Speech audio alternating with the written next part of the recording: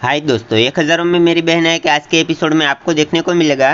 तो यहाँ दादाजी के कहने पर मानवी वीरेन के बारे में सब बातें बता रहे होते हैं। वैसे में जीविका वहाँ आ जाती है और वो ये सब बातें सुन लेती है। तो जीविका मानवी को एक थप्पड़ मारती है और मानवी को कहती है कि वीरेन जी के बारे में तू ऐसा सोचती है और ऐसा घटिया ख्याल। तो ये सब देखकर दादाजी कहते हैं कि ये क्या तरीका हुआ, और कहते हैं कि ये अपने आप को संभालो जीविका बेटा। और मानवी हमारे कहने पर यह सब बातें बता रही थी और इस सच्चाई के बारे में जानना बहुत ज़रूरी है, तभी हम ये केस जीत पाएंगे। फिर दादाजी विराट को इस हकीकत के बारे में पूछते हैं। तो विराट भी उसने जो देखा था वो सब बातें दादाजी को कहता है। तो ये सब सुन के दादाजी शांत हो जाते हैं और वो सोचते ही रहते हैं। तो वंशिका कहती है कि ये क्या हुआ बापूजी, आप कुछ बोल नहीं रहे हैं और विराट और मानवी तो अभी बच्चे हैं। तो स्वामिनी कहते हैं बापूजी, वीरेन कभी किसी को जान से नहीं मार सकता और ये रिया मलिक का मौत एक हादसा भी हो सकता है।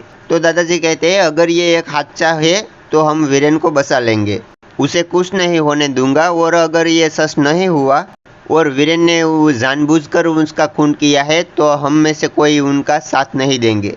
फिर दादाजी वहाँ से चले जाते हैं। तो ये सब सुनकर जीविका के आंखों में भी आंसू आ जाते हैं और वो भी वहाँ से चली जाती है। तो जीविका की ऐसी हालत देखकर मानवी के आंखों में भी आंसू आ जाते हैं। तो विराट उनको देख लेता है और वो उनके पास आके उनके अपने बाहों में ले लेता है। तो जीविका यहाँ उनके कमरे में आके बेड पर आके बैठ जाती है और वो वीरेन की बातें याद करके रोने लगती है। वैसे में मानवी वहाँ आती है तो जीविका खड़ी हो जाती है और वो मानवी को कहती है कि क्या कहने के लिए आई हो यहाँ, क्यों आई हो यहाँ, और मानवी को डांटने लगती है। तो मानवी कहती है कि आप ऐसे रिएक्ट क्यों कर रहे हो दी, और हमारे साथ आप भी तो थी न तब। तो जीविका कहती है लेकिन मुझे एक सेकंड के लिए भी नहीं लगा कि वीरेन जी ने रिया की जान ली है।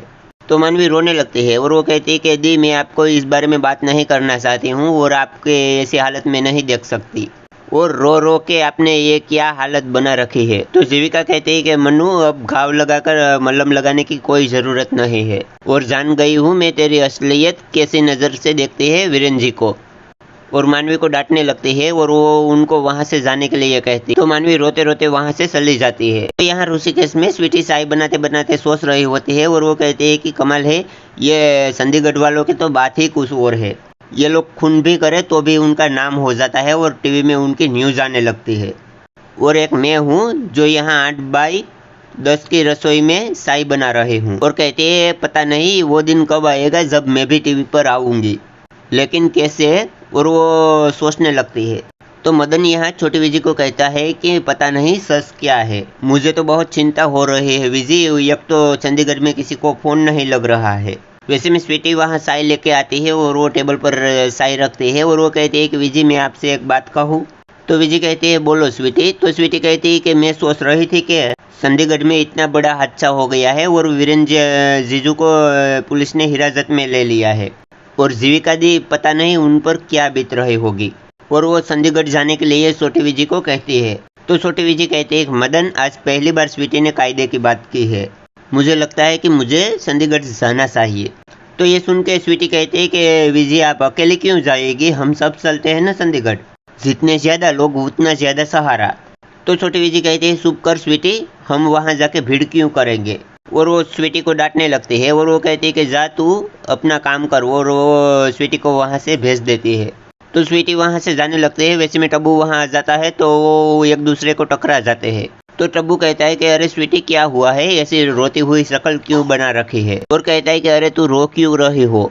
तो स्वीटी कहती है टब्बू रो नहीं तो क्या करूं, मेरी तो इस घर में कोई कदर ही नहीं है, एक तो एडवाइस भी दो और ऊपर से डांट भी खाओ। तो सब लोग स्वीटी को देखते ही रहते हैं तो वो वहाँ से चली जाती है।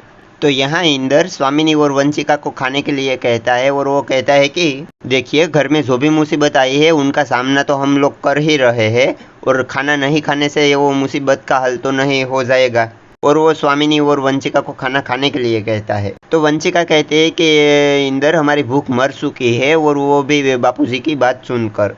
तो वंशिका खड़ी होकर स्वामिनी के पास जाती है और वो कहते हैं कि दीदी आप ही बताइए वीरेन कभी किसी की जान ले सकता है। तो कहती है नहीं ना, तो वो भरोसा हमको और आपको है, वो बापूजी को क्यों नहीं है। और कहते हैं कि क्यों बापूजी ने विराट और मानवी की बात सुनकर उनको डांटा नहीं, क्यों उन्हें लगता है कि विराट और मानवी की बात में सच्चाई है।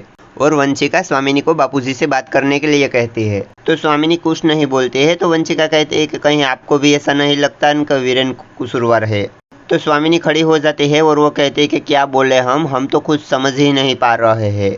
जिंदगी में बड़ा से बड़ा दर्द सहा हमने, मगर ये खबर वीरेन पर कत्ल का इल्जाम, ये सदमा बर्दाश्त नहीं कर पा रहे हैं। तो इंदर कहता है दीदी प्लीज आप कैसी बातें कर रही है, आपको भाभी को सब्र रखना होगा। आप और भाभी की हिम्मत टूट गई तो जीविका को कौन सहारा देगा।